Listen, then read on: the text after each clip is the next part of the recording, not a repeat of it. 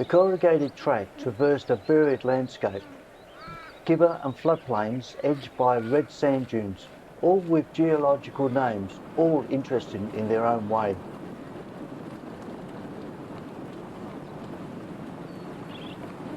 A number of dry sandy creek crossings were also negotiated. Thankfully, the Subaru handled the terrain with ease. A repeating subject on this trip is the flies. They were no better here in Queensland than South Australia. Parts of the story concerning Burke Wills have been touched on throughout this narrative, but when not more than a kilometre separated me from the famous location, I felt a touch of excitement.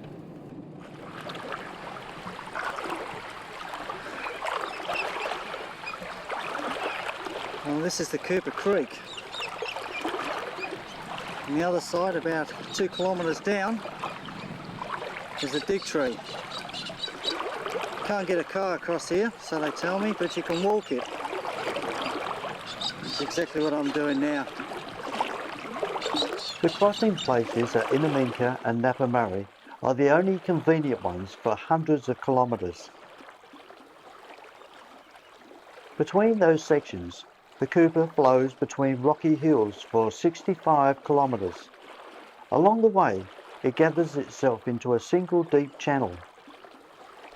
The implications of this have created permanent waterholes which have shaped Aboriginal occupation in this area for thousands of years.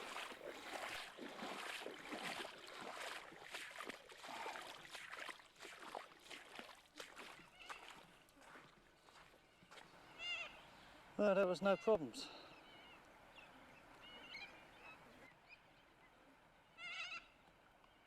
I looked back to see where I'd left my car and remembered what I thought when I arrived. I can't walk across that. It's too deep and too wide. In December 1860, this area was simply called Camp 65. It became the staging point for Burke, Wills, King and Gray to make their way north to the Gulf of Carpentaria. Mr. Bray, who remains here in charge of the depot and from whom I have received great assistance, both in making meteorological observations and in the filling in of feature surveys, will keep a regular meteorological register. Bray was diligent in his weather observations. The register contained recordings made daily, on the hour, every hour, during daylight. In fact, many of the dates in the register were originally credited to Wills, but by the time those later dates were recorded, Wills had already buried his instruments and could no longer record such observations. Bray and 4 men were left at the depot with instructions to remain on station for the next 3 months, then abandon the camp, because after that there would be a good chance that Burke's advance party would have perished in the desert.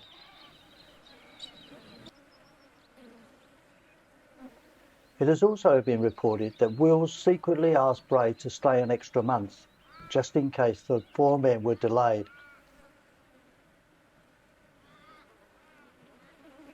Cooper's Creek.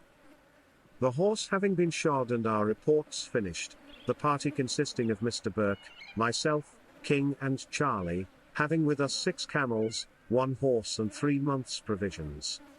We followed down the creek to the point where the sandstone ranges cross the creek and were accompanied to that place by Bray, who would return to take charge of the depot. As part of my 1987 journey, I managed to visit Camp 119, which was their last camp before returning to the Cooper. 1861, February the 10th.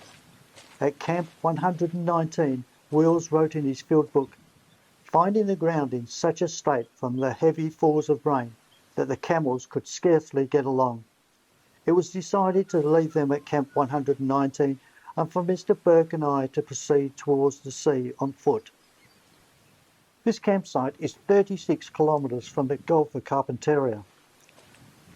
Burke and Wills left King and Gray in charge of the camp and were away for 2 days before returning to inform their companions that although they didn't see the ocean, it was noted that the river was tidal, which proved They were the first white men to successfully travel across the inland expanse of Australia.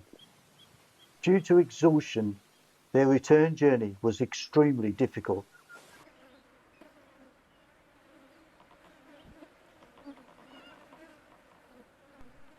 Camp 37, Return Journey. After starting at 5:30, we were now looking for a good place to halt for the day. This we found at a short distance down the creek and immediately discovered that it was close to Camp 89 of our up journey. Had not expected that we were so much to the westward. After breakfast, took some time altitudes and was about to go back to the last camp for some things that had been left, when I found Gray behind a tree eating flower. He explained that he was suffering from dysentery and had taken the flower without leave. Sent him to report himself to Mr. Burke. Gray was called up and received a good thrashing. There is no knowing to what extent he has been robbing us. Many things have been found to run unaccountably short. Camp 50, Return Journey. Halted 15 minutes to send back for Gray, who pretended that he could not walk. Some good showers must have fallen lately, as we have passed surface water on the plains every day.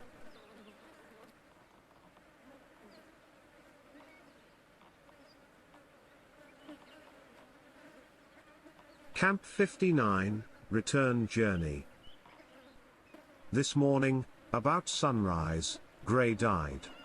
He had not spoken a word distinctly since his first attack, which was just as we were about to start. They were so weak and the ground so hard and stony that it took them all day to bury him.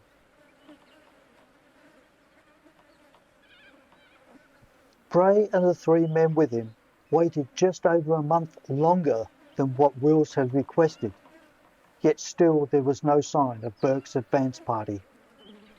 Bray left the depot on the morning of April 21 at 10 o'clock. Near the stockade, a large tree grows, on which he carved the word dig and the date into the bark of the tree. Before leaving, he buried a camel box containing flour, oatmeal, sugar and rice, and placed a note in a bottle explaining when his party left for Menindee, just in case the advance party did return. He estimated it would take his party 6 weeks to reach Menindee, as they would be obliged to travel slowly because Patton was ill. They halted about 5 o'clock that evening, after only making 14 miles.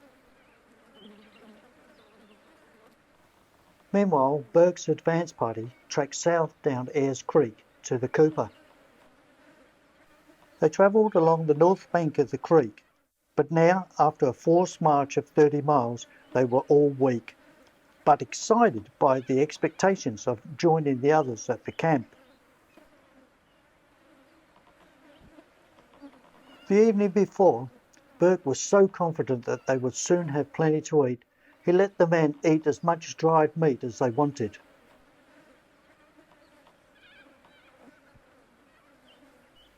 Burke, Wills and King reached the depot at Cooper Creek on April 21, about 7:30 in the evening.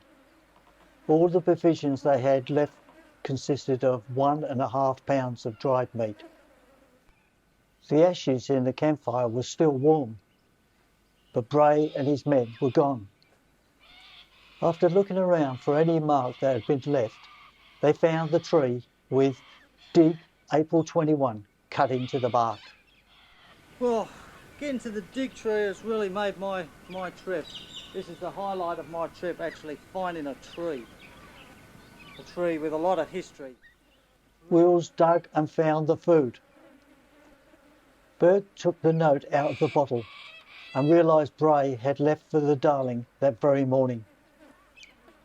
He then asked each of them whether they were able to proceed up the creek in pursuit of Bray.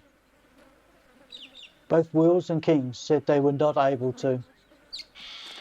Burke then said that he thought it was his duty to ask, but that himself was unable to do so. During the evening, Burke decided their best option was to make for Mount Hopeless. as he had been assured by the committee in Melbourne that there was a cattle station within 150 miles of Cooper Creek. Wills and King were not inclined to follow this plan, but wished to go down by their old track. But in the end, they gave in to their leader's wishes. Burke planned to go down the creek in stages of 4 or 5 miles a day. Another note was placed in the box stating what their plans were. They remained at the dig tree for about 5 days to recover. They reburied the camel box and cleared the area. The precaution of hiding all traces that something lay buried below was at the time thought wise and advisable, as the natives would steal the contents if they got a chance. But they had no tool of any description with which to mark the tree again.